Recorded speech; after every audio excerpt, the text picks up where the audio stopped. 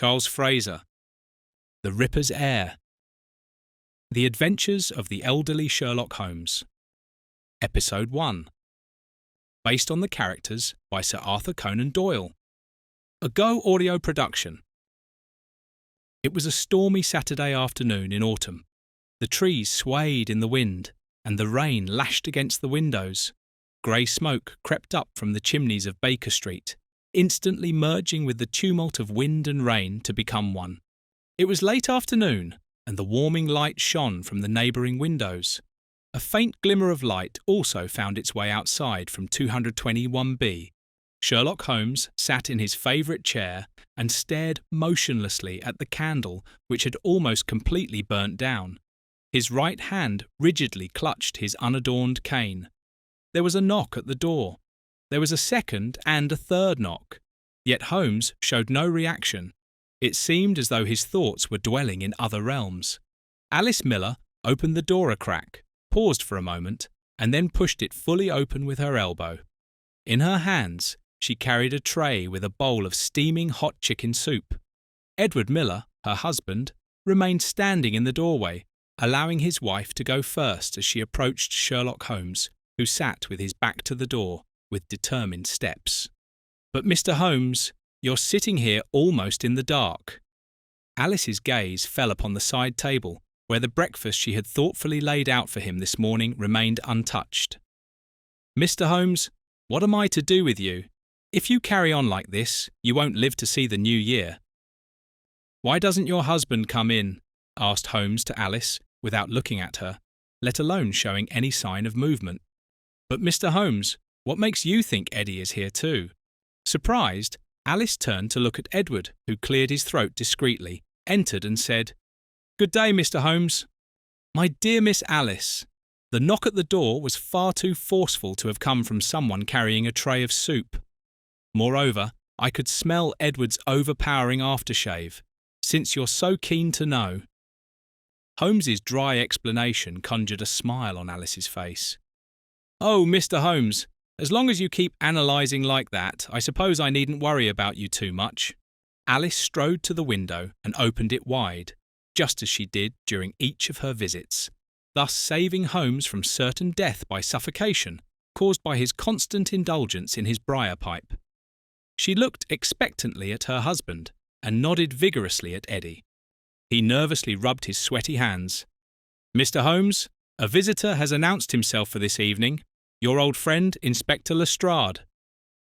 Sherlock Holmes looked at the floor and answered in a firm voice.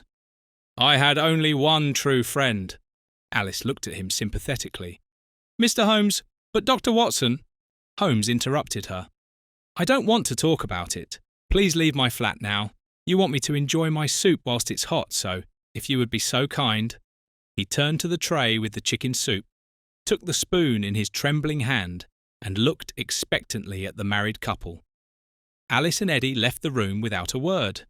Mr. Holmes then lowered the spoon, reached for his pipe again, and continued staring pensively at the burning candle. Around 8 o'clock in the evening, there was another knock. This time the knocking was more subdued. When the person waiting was denied permission to enter, they boldly opened the door. "My dear Mr. Holmes." "Inspector Lestrade, what brings you here?" Sherlock Holmes gripped his cane with his left hand, extended his right hand to greet Inspector Lestrade, and with a brief nod of his head, motioned for him to take the seat opposite. "I'm delighted to see you, Mr. Holmes. You're looking well." Sherlock Holmes eyed Lestrade critically. "You've never been the best at lying, which is saying something for someone who worked at Scotland Yard." Smiling, Inspector Lestrade took off his hat, placed it in his lap, and sank deeper into the chair. "Mr. Holmes, I'll get straight to the point. The aforementioned Scotland Yard approached me yesterday, asking me to use my old contacts and request you, dear Mr. Holmes, to resume your consulting activities." Inspector Lestrade waited a moment for Holmes's reaction. When none came, he continued, "Surely you've heard about the murders in recent weeks?" Holmes still did not say a word. "Very well. These murders bear a remarkable resemblance to the Ripper murders of old. One might even say they are identical. Mr. Holmes, we fear Jack the Ripper is striking again. He's back." Holmes took a deep drag from his pipe. Mr. Lestrade, firstly, you say we. I was under the impression that you had been retired for several years now. Secondly, as you know, I no longer investigate. Lestrade slid forward in his armchair and looked Holmes directly in the eyes. You know as well as I do that retirement, or in your case, a personal loss, never ends what we were. We both fought crime, and you, being the most brilliant investigator I've ever seen, who always made it a matter of honour to solve a case, you want to tell me that this means nothing anymore? You and Dr. Watson were unbeatable. But Dr. Watson is no longer here, replied Sherlock Holmes, avoiding Lestrade's piercing gaze. I am sorry, Inspector. There is nothing I can do for you. I wish you a pleasant evening. Lestrade looked at Holmes in disbelief, took his worn hat and placed it back on his head. Then he left without a word of farewell. Mr. Holmes had a restless night. Muddled dreams robbed him of peaceful sleep. When he finally found rest in the late morning hours, there was another knock at the door. 3 times, in quick succession. Good morning, Mr. Holmes, it's me. Sleepily, Holmes opened his eyes, wiping his face with a yawn before fumbling for his cane with his right hand, slowly dragging himself out of bed, hastily throwing on his dressing gown and opening the door. Good morning, Billy, my boy. You're rather early today. Mr. Holmes, you smoke far too much. It's already well past 10 o'clock. Speaking of smoking, here's your delivery. Billy handed Holmes a brown package full of cocaine. Have you heard the latest? Yesterday in Whitechapel, Jack has struck again. Mr. Holmes opened the top drawer of his desk and handed Billy some banknotes. As you must have noticed, I've only just got up, so no, I haven't heard anything about that, and I'm not interested either. Holmes turned away and his gaze searched the room for his pipe. That doesn't interest you?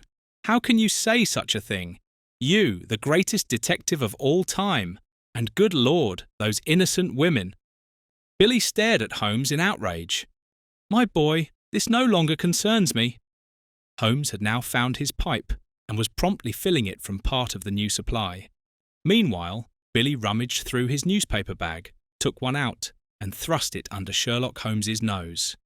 Here, read it yourself. Poor Annie, butchered and disembowelled. I'm certain you could help.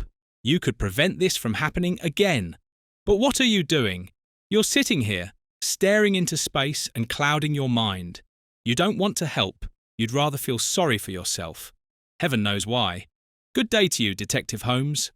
Contemptuously, Billy swung his newspaper bag over his shoulders and turned on his heel. Left behind was a bewildered Holmes, who sank into his favourite armchair and rested his head in his hands. Billy was right. That cheeky little brat, who by God deserved a good spanking, was right. What a pitiful shadow of my former self I have become. Holmes's gaze was clear. He straightened his shoulders, gripped his walking stick firmly, stood up, and prepared himself to go out. Then he left, for the first time in months, his flat. Lestrade, take me to Annie's crime scene at once.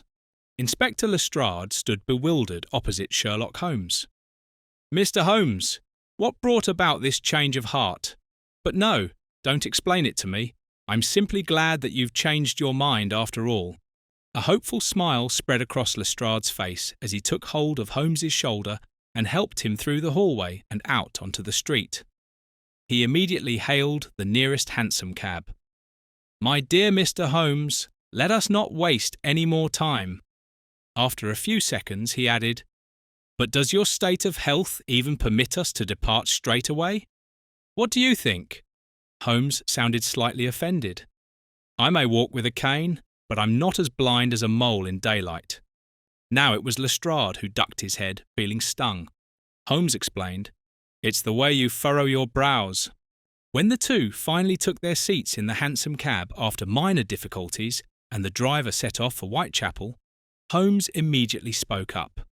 Inspector Lestrade, you must tell me everything in precise detail. What do I need to know? Describe to me even the most insignificant minutiae.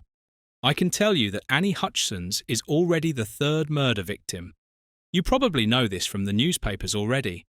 It all started with Samantha Brown, known as Sammy.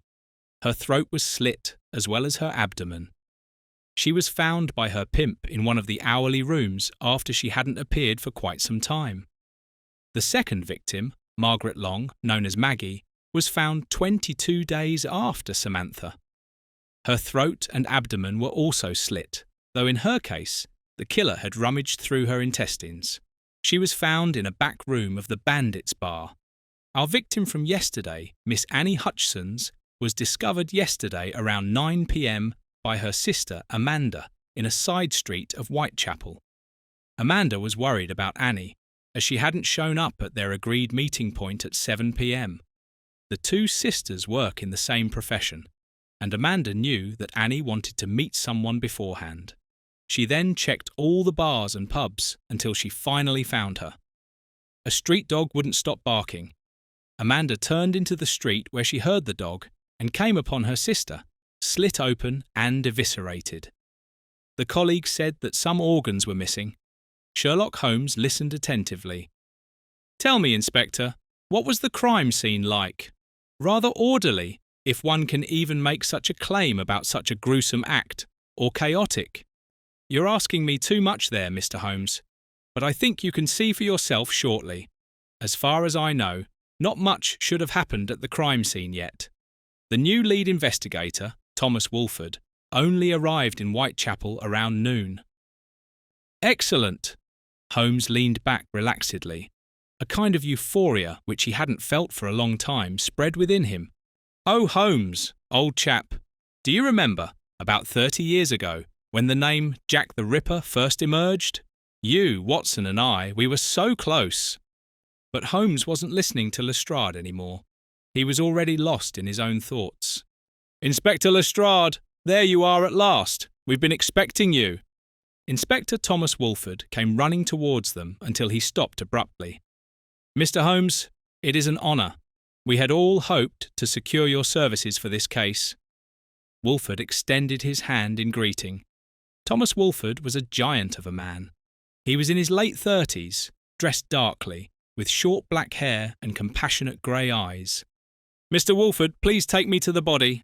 Wolford nodded. Holmes didn't want to waste any time. In the farthest corner of a shabby, dusty side street, which countless rats called their home, lay Annie's lifeless body, covered with a cloth. Holmes stepped towards the body, hesitating for a brief moment before slowly pulling back the cloth from Annie Hutchison.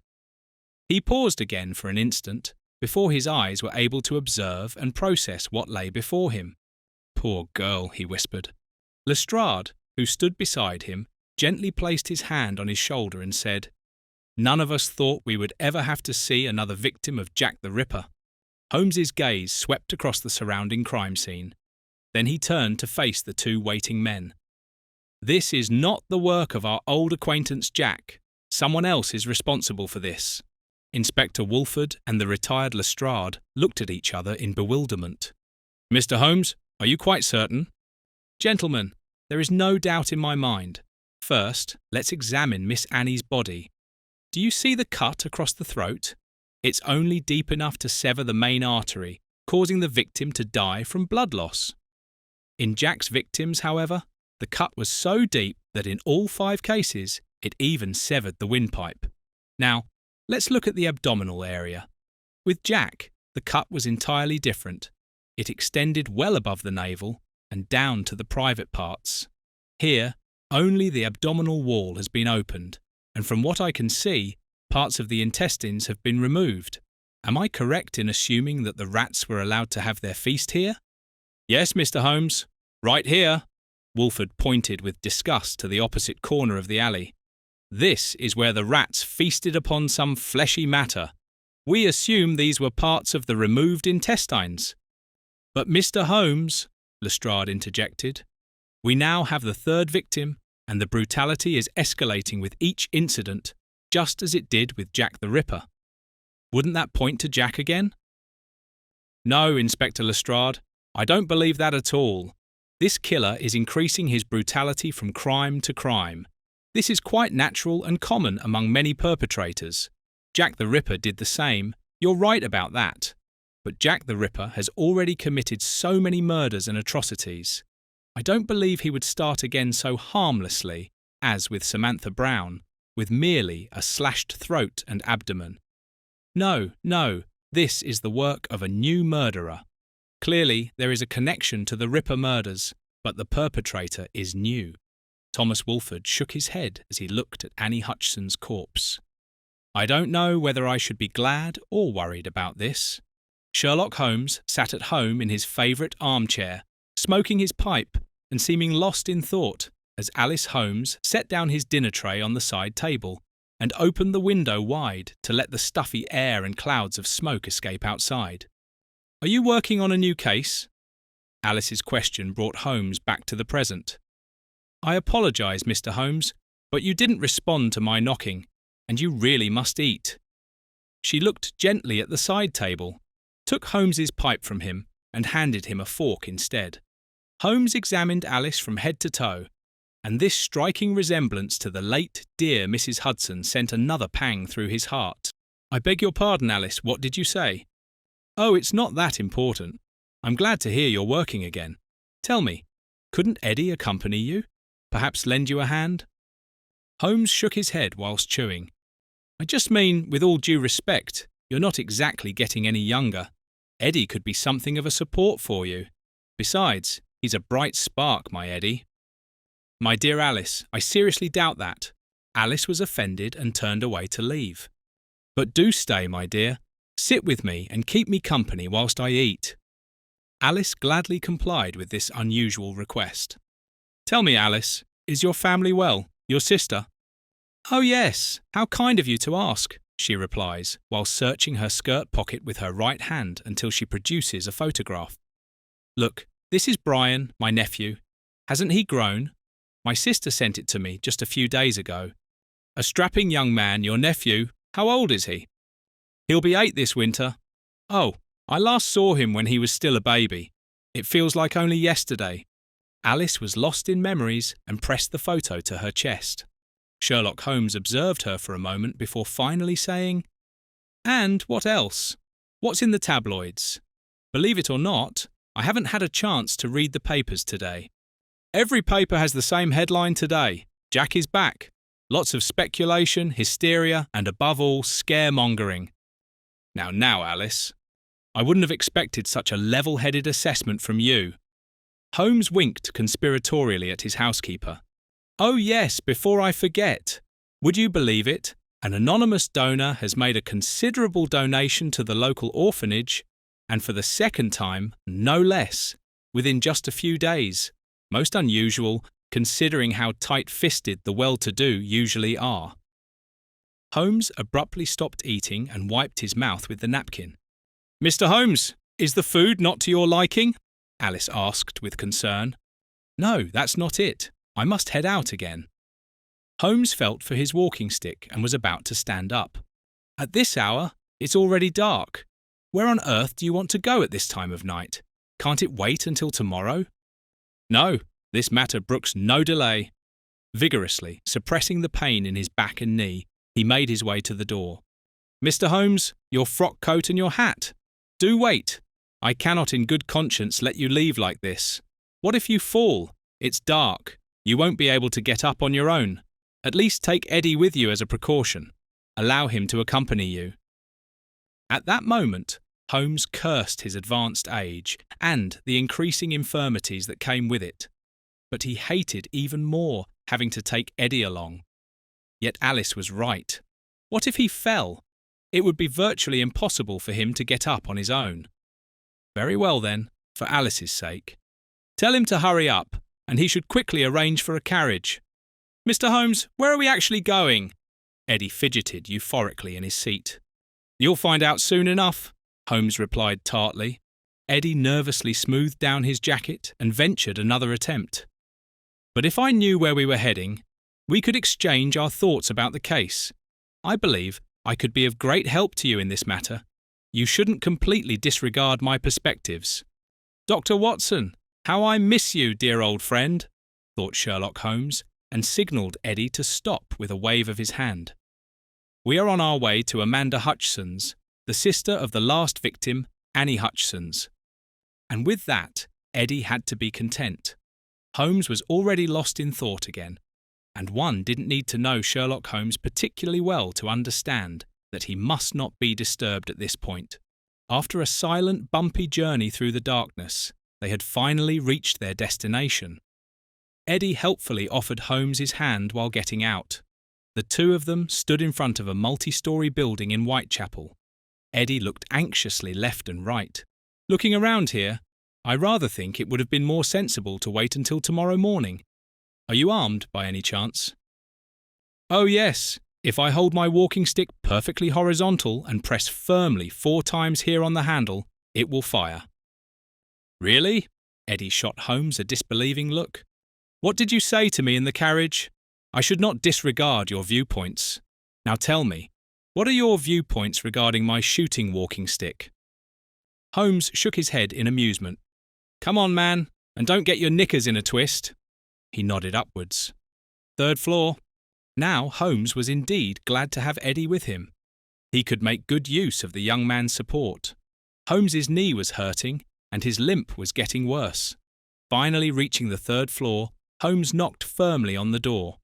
It took a while before the door opened, but both of them stood frozen in their tracks. Amanda Hutchinson's was holding an enormous knife, pointing its tip directly at Eddy's eye. "Not one step further," she growled. While Eddy stood frozen and pale as a sheet, Holmes took the situation with humour. "Eddy, you wanted someone who was armed. Well, you've found them." Then he addressed Amanda. "Mrs. Hutchinson's, if you'll permit me, my name is Sherlock Holmes, and this is my—" Holmes gestured towards Eddy. "Well, what are you exactly? This is my, let's say, companion and protector, Edward Miller. I work as a consultant for Scotland Yard and was at your sister's crime scene this afternoon. I would like to express my deepest condolences." "Thank you," was Amanda Hutchinson's curt reply, whilst keeping the knife raised without lowering it a millimetre. "Would you be so kind as to put the knife aside? While looking at both of you, I suppose I needn't be too frightened. You're elderly, and your companion is a coward. You may well be right about that, miss. Might I nevertheless ask you a question?" "What's this about, then?" "I want to bring your sister's murderer to justice." "Come in." Amanda stepped aside and cleared the doorway. "Do have a seat. Would you like something to drink?" Holmes and Eddy sat down on 2 bulky wooden armchairs placed side by side. "Tell me, Amanda, how long have you been back from Australia?" Amanda dropped her glass in shock. "How do you know that? I haven't mentioned this to anyone." "Well, firstly, your noticeably tanned complexion. One can hardly achieve that in London in November. Secondly, you sleep here on the sofa. A blanket and feather pillow are at the ready. This means you don't have your own room or bed in your sister's flat, which suggests that your sister rented the flat on her own. Thirdly, there are 20 Australian pence on your table. Fourthly, you greeted us with a bush knife in your hand. From this, I deduce that you had a very long stay in Australia and have only recently returned." "To be precise, I've been back in London for 3 weeks. You are absolutely right," Amanda admitted, impressed. "But let's get straight to the point. Was there a valuable item stolen from your sister? A piece of jewellery, perhaps a painting?" Amanda thought briefly. She immediately jumped to her feet. "Please bear with me a moment. I need to check something." And at once she disappeared into the adjacent room, presumably Annie's room. "Mr. Holmes, I can hardly believe it," she called excitedly from the other room before returning in distress. "The watch! My grandfather's pocket watch! It's gone!" With trembling knees, Amanda sat down again before continuing. "I only gave Annie this watch 3 weeks ago, after my return. It was a family heirloom. You see, my grandparents emigrated to Australia years ago. This watch was a thank you gift from a wealthy man whose life my grandfather saved. Grandfather gave it to my mother when he died. My mother, a native Australian, fell in love with and eventually married our father, a native Englishman. My mother, father, Annie and I lived in Australia for several years until my father was called back to London for personal reasons. My sister accompanied him. Sadly, my father couldn't make the return journey to Australia. He passed away in the meantime. My sister was left penniless in London. A bloke was certainly the cause, though it wasn't anything serious. When my mother died just a few weeks ago, I returned to London, which was unknown to me. In my luggage was our only wealth, my grandfather's heirloom. I showed it to Annie. Annie had always loved this watch, and when she finally held it, she didn't want to let it go. She assured me she would take good care of our inheritance. She kept it hidden and showed it to no one. So you're assuming that Annie was carrying the watch on the night of her death, and that it was stolen from her? Most certainly. Are there any distinguishing features that could help identify the watch? Indeed there are. The watch is made of gold and has an engraved H for Hutchson's on the watch cover. It also bears the year 1826. Mr. Holmes rose laboriously. The pain in his knee only allowed him to get up slowly. Mrs. Hutchson's, you have been most helpful. I thank you. He extended his right hand in farewell and added jokingly, Do be careful with that fruit knife of yours. As the two men sat back in the carriage, Holmes couldn't resist taking a dig at Eddy. Eddy, you're still looking rather pale around the nose. What about your viewpoints now? You've hardly said a word? So you suspect that Jack stole the watch from Annie Hutchson's? Not quite, but that's a matter of opinion. How about it, Eddy? Do you still have the energy and strength for another mission? Eddy nodded eagerly, though he was no longer quite as euphoric as he had been at the start of their journey. After a few minutes, they reached their destination. Here we are. Eddy looked around. Did one of the other murder victims live here? He asked uncertainly. Not a bad deduction at all. However, she didn't live here, as Maggie Long worked here. She was found in the back room of the Bandit. I want you to do a bit of reconnaissance. Do you understand? Go inside, sit at the bar, order a few glasses of whiskey and listen to what people are talking about. Perhaps there might be something useful for us. You mean you're letting me investigate all by myself? Eddy beamed joyfully at Holmes, but then his expression changed suddenly. But Alice, I'm a happily married man. I can't be hanging around in dodgy places like this, can I? Now, my conscientious friend, you're only doing this for the sake of the investigation. At my age, I would stand out too much as a guest here. Besides, my knee and back are giving me grief. What do you say? You continue investigating while this old man gets some rest, and tomorrow morning we'll have breakfast together, and you can tell me all about your detective work. At the word detective work, Eddy's eyes began to sparkle.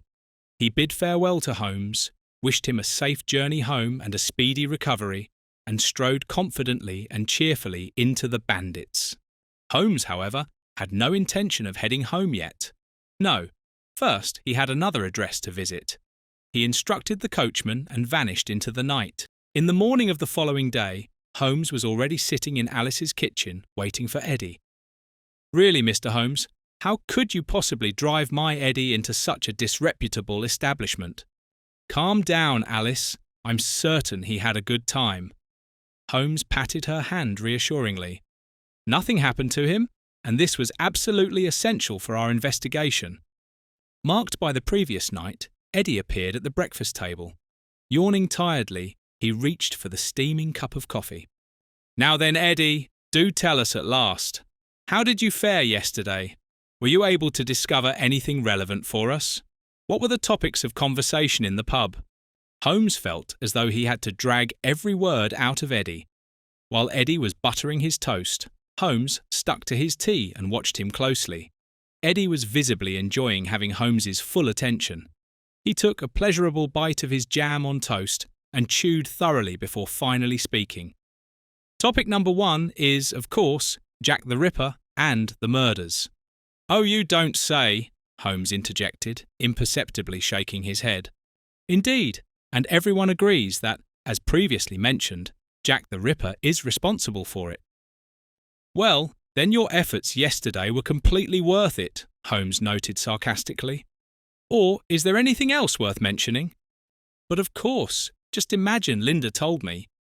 Who in God's name is Linda? Alice wanted to know excitedly. Linda is one of the girls. Well, you know Alice. Anyway, this Linda told me that she recently had a client, apparently a regular who'd been there dozens of times, when suddenly the gentleman's wife appeared in the room, raging, with a frying pan in her hand. She screamed, went after her husband and swung the pan forcefully. Finally, she hit him on the head, whereupon he fell down as if dead. Holmes furrowed his brow. Linda became frightened. She thought the enraged wife would come after her next. But what did she do instead?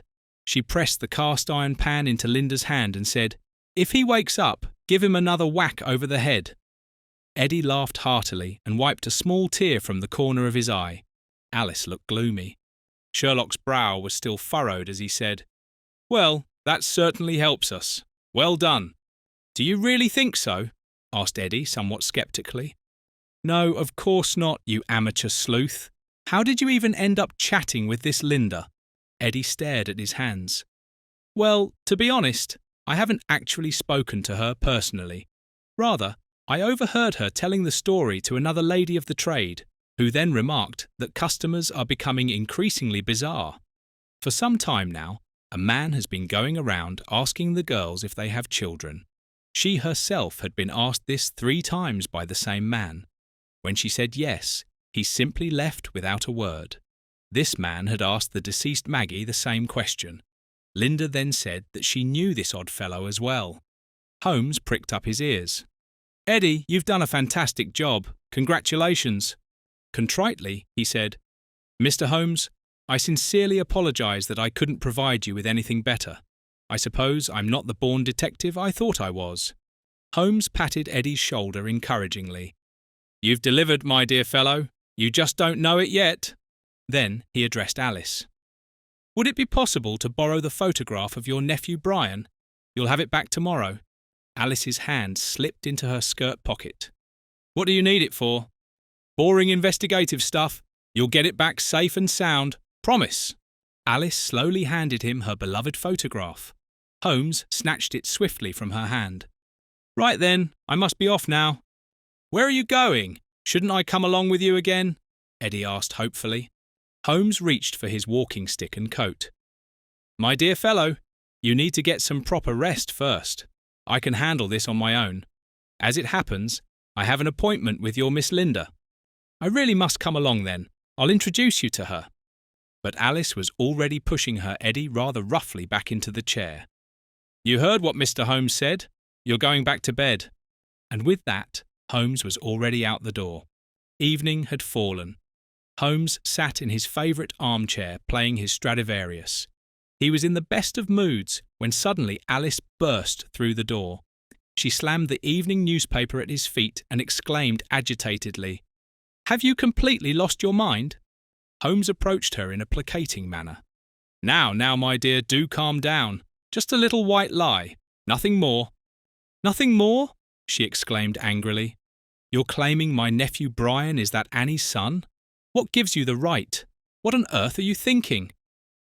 "As I said before," Holmes replied dryly, "a little white lie, but well deduced, dear Alice." "Well deduced? Don't make me laugh. What is it? Is it the drugs? Old age? Have you lost your mind?" Alice wasn't so easily calmed. "Where's my photo? Hand it over." Holmes handed her the picture. "Let me explain. Nothing will happen to your nephew. He lives far away on the continent with his mother. He's helping us catch the murderer. He's a little hero." Alice stared alternately at her photo and at the evening newspaper. Large letters headlined, "Another victim of the Ripper. Murdered Annie's son, now orphaned," beneath which was emblazoned the picture of the boy. Furthermore, it stated that the boy would be moving to the East London Child Orphanage until his aunt was in a position to take care of her nephew. Shaking her head and, in a somewhat calmer tone, Alice asked Holmes without looking at him, "What are you trying to achieve with this? What has my Brian got to do with the murders? How is he supposed to help catch the killer? I don't understand." Holmes took her hands in his. "Please forgive me for catching you off guard like this. However, you wouldn't have allowed me to publish the photograph. and this is precisely our opportunity to catch the perpetrator as quickly as possible and prevent him from committing any further murders. Please trust me, your nephew is safe. Nothing will happen to him." He squeezed her hands once more. "Now, I must be off." Holmes quickly lit his pipe, took 2 deep draughts from it, grabbed his walking stick and coat before limping out of the room. A confused Alice remained behind. "Are you certain this will work?" Thomas Walford whispered to Holmes, just after 1 o'clock in the middle of the night, still not entirely confident. The 2 men sat in complete darkness in the side room of the entrance hall of the East London Child Orphanage. "I am convinced it won't be much longer now. Our man of interest will surely make an appearance shortly. Are your people in position?" Walford nodded. The entire orphanage was surrounded by police. Additionally, Scotland Yard officers were positioned on every floor. An unnoticed break-in, let alone an escape, seemed utterly impossible. "Mr. Holmes, would you mind explaining to me once again exactly how you came to suspect this Kosminski chap?" Sherlock Holmes sighed softly and tried to stretch his back, which was now causing him almost unbearable pain. Aaron Kosminski was one of the main suspects back in 1888, during the Whitechapel murders. I remember it all too well. Kosminski was mentally ill and suffered from hallucinations. My friend, Dr. Watson. Holmes faltered and imperceptibly lowered his head. Dr. Watson examined him personally. I remember his boy quite well. The lad must have been nearly 10 years old at the time. I can see it clearly as if it were yesterday, how Gabriel Kosminski sat cross-legged next to his father, forming little paper balls and firing them at some unknown target. The boy seemed absent-minded. I observed him for quite some time. I felt sorry for him, yet he fascinated me at the same time. "And you found exactly these kinds of paper pellets at the scene of Annie Hutchinson's murder?" asked Walford incredulously. "And based on these paper pellets, we're supposed to arrest this Gabriel Kosminski today, if he even shows up, let alone if he actually is Gabriel Kosminski." "It is him," Holmes replied firmly. Aaron Kosminski suffered from paranoid schizophrenia. This illness is hereditary. In my opinion, his son was already showing mild symptoms at that time. But let us first stay with the father, Aaron. As mentioned before, he was a prime suspect in the Ripper murders. He was schizophrenic and developed, at times, an intense hatred towards women. Whether he took out this hatred on his wife Emma, I do not know. I can only remember Inspector Lestrade informing me that Aaron Kosminski had been committed to a mental asylum. That must have been about 2 years after the murders. His son Gabriel, meanwhile, likely never had an easy life. When one considers that his life became particularly miserable when his father was named as one of the main suspects, one can understand how, in his own perverted world, he could develop feelings of hatred towards the victims, especially since the hatred of women was already predisposed. The decisive factor for the murders was, in my opinion, the death of his mother Emma about 3 months ago. He had loved her. He had worshipped her. This loss threw him completely off balance. He projected his hatred onto these prostitutes, who in his eyes were responsible for his father being committed, for his mother's suffering, and her lifetime of misery. Simultaneously, he felt like an abandoned child whose mother was taken away. When I heard about these anonymous donations to the orphanage, I made the connection. He wanted to give something back to abandoned children. The murders and donations coincide temporally, and when Samantha Hutchins told me about the theft of the valuable watch, I became absolutely certain that both must be connected. When I learned that a man had made rather unusual inquiries at the brothel about whether the ladies were childless or not, everything fell into place. His victim could not be a mother under any circumstances. From the girl Linda, I received a detailed description of the perpetrator. Minor investigations into our murderer's life convinced me completely. When he learned from tonight's newspaper that Annie had a supposed son, it must have affected him so deeply that I am certain he will visit him this very night. He simply cannot help himself. Inspector Wolford inconspicuously scratched the back of his head. "With all due respect to your deductive abilities, Mr. Holmes, but for me, there are very few tangible facts here. You haven't completely convinced me yet."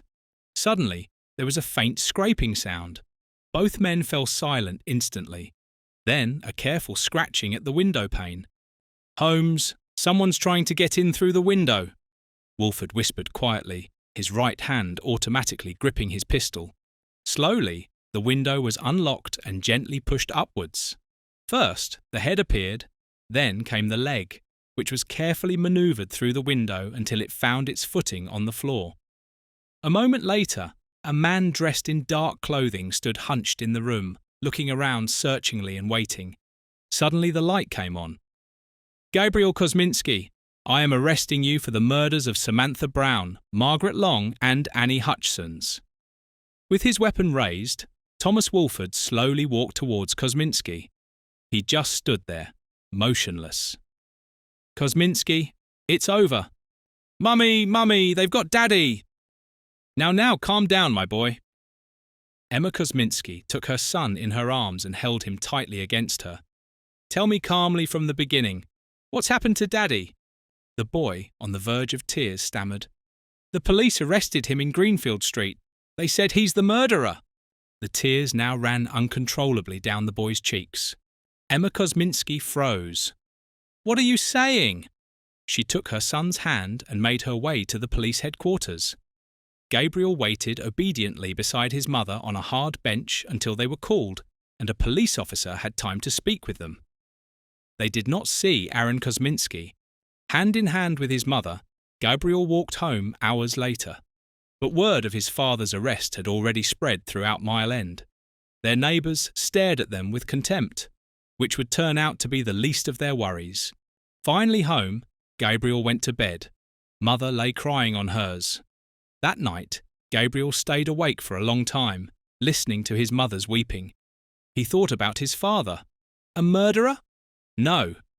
He reflected on moments from their daily life together, as mother recently spilled the soup at lunch and father roughly grabbed her wrist, forced her down to the floor and ordered her to wipe it up immediately with her apron, only to then humiliate her by telling her she looked like a pig, before roughly tearing off her apron and sending her away to wash it. Then he and his father sat back down at the lunch table.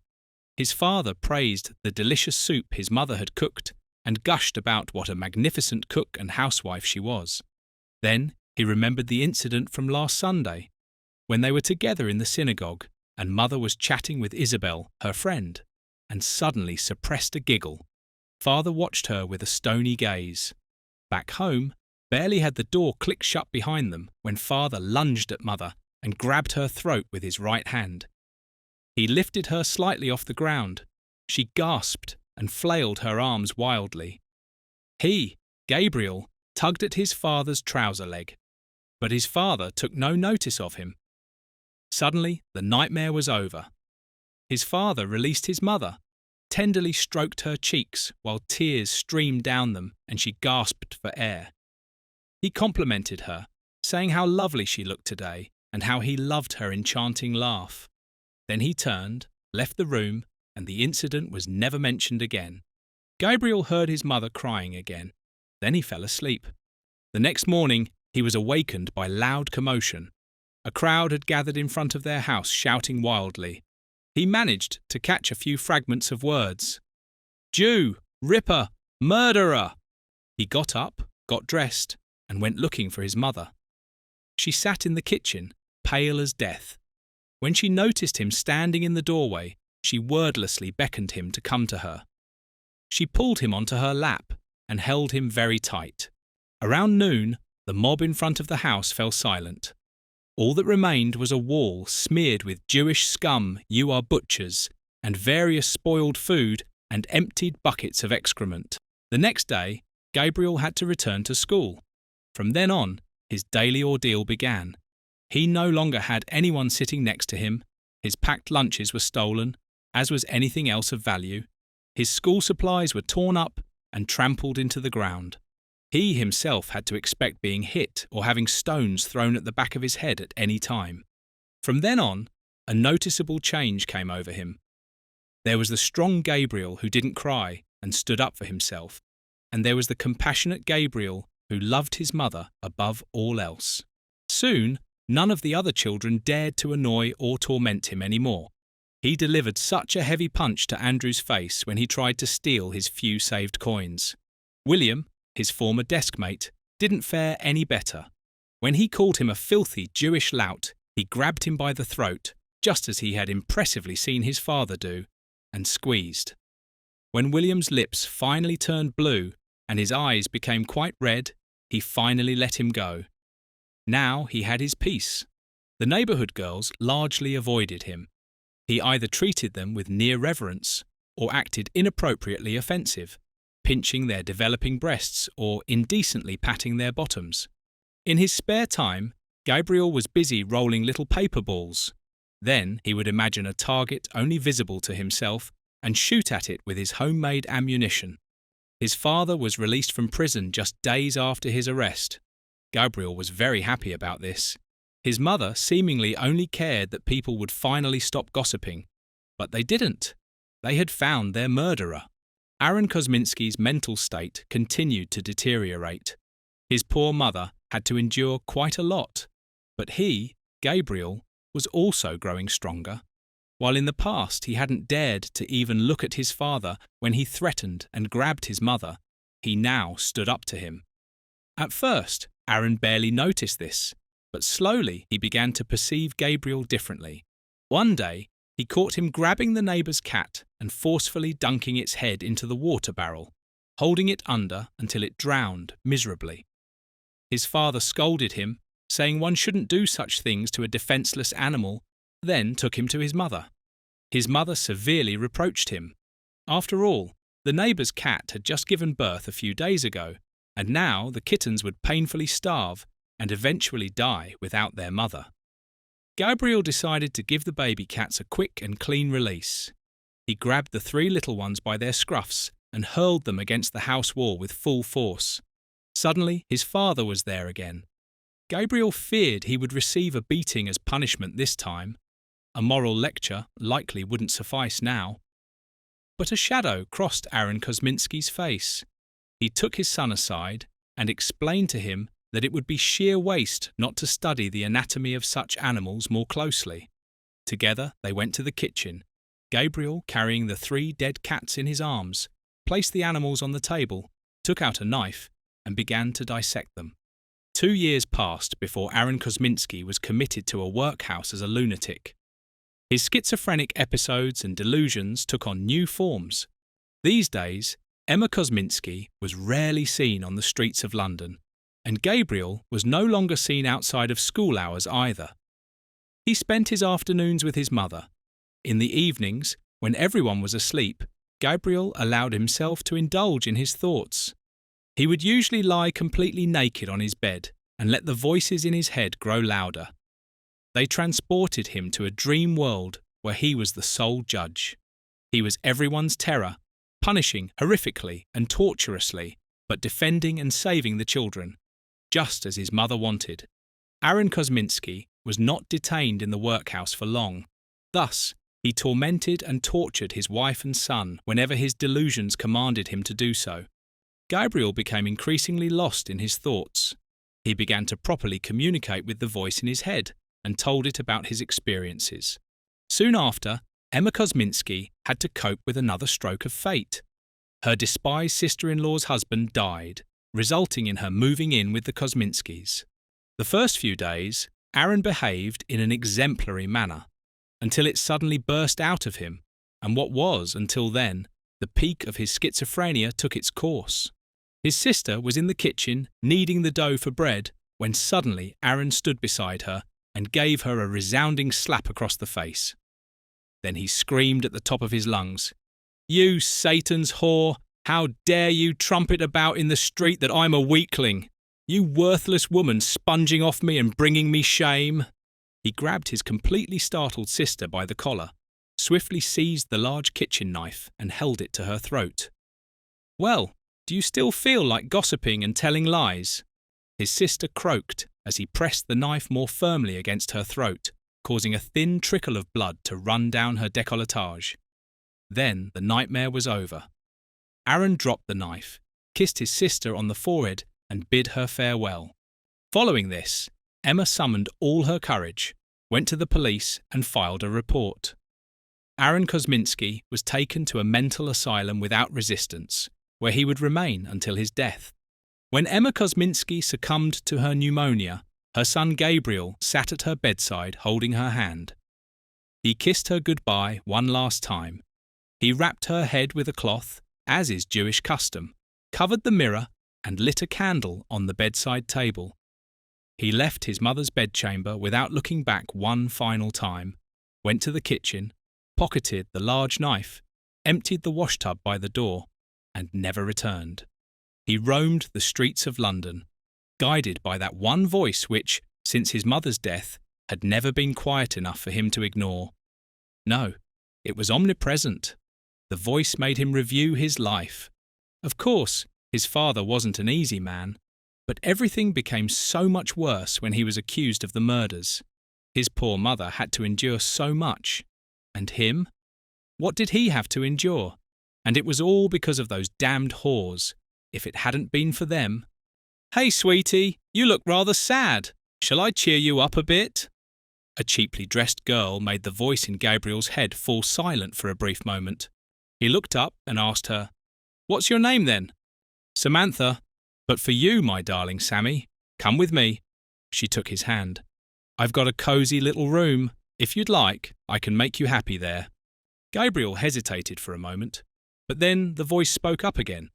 "Oh yes, let her make you happy." Holmes sat in his favourite armchair smoking his pipe. There was a knock at the door. Alice and Eddy came in carrying a fully loaded food tray. Eddy placed 3 glasses on the small table and opened the bottle of wine they had brought. "Mr. Holmes, let's raise a toast." Eddy handed Holmes a glass. "We have reason to celebrate. Our first case together." Sherlock Holmes appeared dejected, almost melancholic. "But Mr. Holmes, what's the matter with you? You ought to be happy." Alice chimed in. "You've done it again. The legendary Sherlock Holmes has solved yet another mystery." "With my help," Eddy interjected.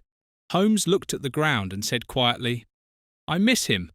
The conversations, his company, his intellect, his presence." Alice sympathetically took Holmes's hand in hers. "But Dr. Watson is—" Holmes cut her off. "Please, Alice, let it be. It is not in my nature to speak about my feelings. I apologise. I have already said too much." He took the glass of wine in his hand and held it out to Alice and Eddy. "You're right. Let's raise our glasses together." You were listening to Charles Fraser, The Ripper's Heir. The Adventures of the Elderly Sherlock Holmes. Episode 1. Based on the characters by Sir Arthur Conan Doyle. A Go audio production.